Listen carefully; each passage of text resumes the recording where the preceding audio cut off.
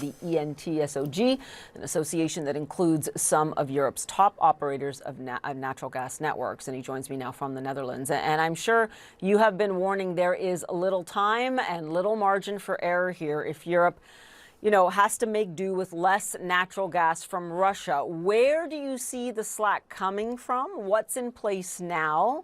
And how worried are you when you show those storage supplies, the benchmarks that we just saw on our screen, which shows, as we were just saying, European countries far behind on where they should be? Yeah, I think it's quite logic that they are still far behind on target because we are only just halfway summer, so to say.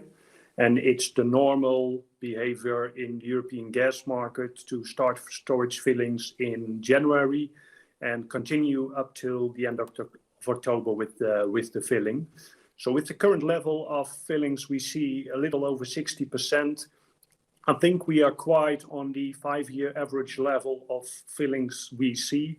But of course, the worries that we have is that we might have to deal with less or even no Russian gas coming in from later this year. So I think we are still on top of it, so to say, to reach the filling level. If the gas flows continue at the current level, we will quite easily reach over 80% on European average. But will that cut that depending on the flow from Russia? Sorry to interrupt. No problem. I think that's a bit what we see. There is still some slack, but if the Russian flows will come to a total stop, we will finish on our estimates below the 80% filling level. So we will barely reach it, but also I think barely not reach it, so to say. Understood, and that could lead to even some rationing, right, throughout Europe? Yeah, I think we already see that due to the price developments. We are looking, for example, in some countries at prices that are 5 to 10 times as high as the average we saw in the last 5 years. So also those high prices are really doing something to the amount of market demand in Europe. There are countries that having a reduction in market demand of up to 20%.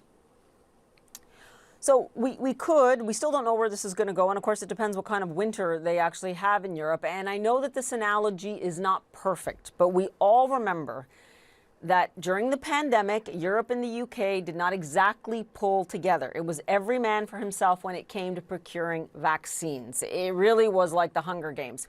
Could we see the same thing with gas supplies coming this winter? And what is your advice to European nations and the UK? Because as I said, if you just look at the example of the pandemic, none of them really bathe themselves in glory in terms of helping neighbors. Yeah, I think it's a worrying example, and therefore also, so to say, reach out to the European politicians to align on the story there. And I think in the gas market, we have a good habit of working well together, also on European level, and we know that we are very dependent.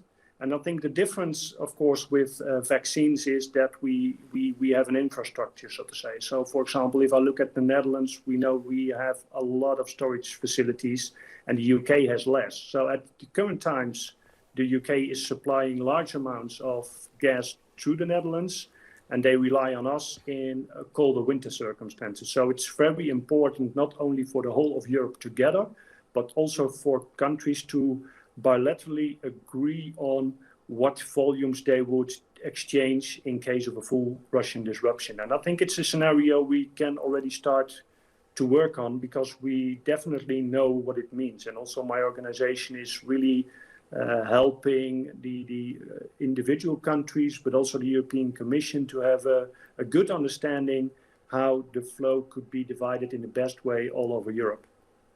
I don't have a lot of time left. If there is a full, takedown of the Russian energy source, do you believe Europe can get through the winter if they cooperate and work together?